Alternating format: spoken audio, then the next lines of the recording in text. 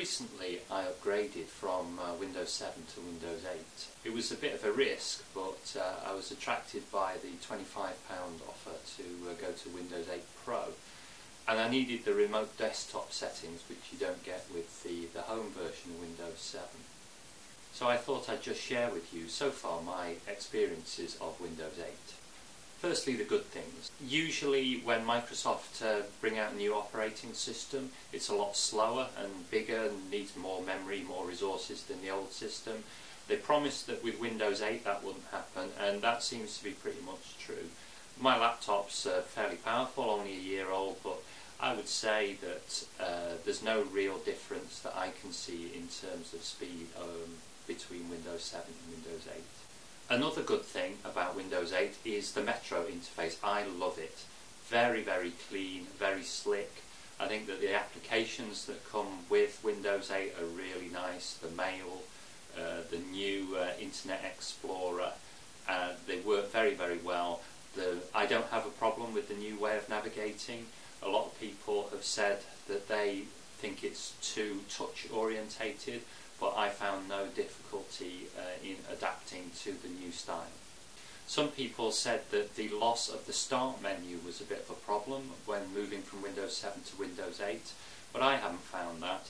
What I tend to do now is I use the excellent search mechanism.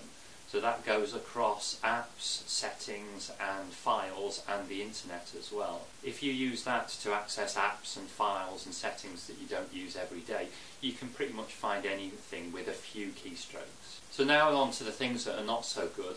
I'm afraid the big problem with Windows 8 is it's not really finished. You've got this broken back structure.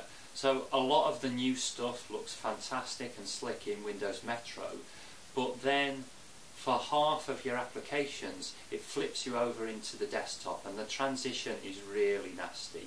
A lot of the times you get the bar at the bottom of the Windows desktop appearing and disappearing for about 30 seconds before anything happens, and you can't do anything, you just have to wait for it to sort itself out.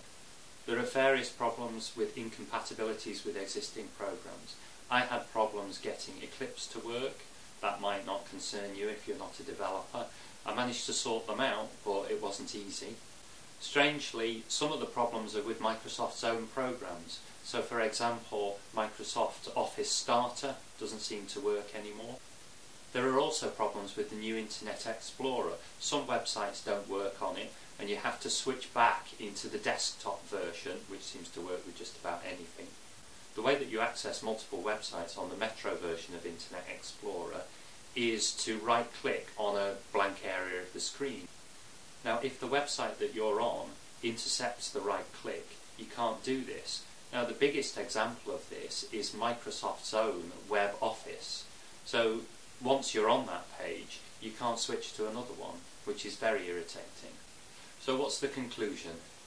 Well, if you're a power user and you're prepared to go on the internet to find out what the solutions are to the various problems of Windows 8, and you need some of the new features, then yeah, go for it.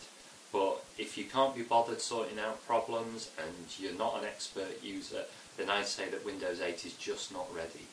Give it another 6 months and stay with Windows 7. Windows 7 is still the best operating system that Microsoft has done.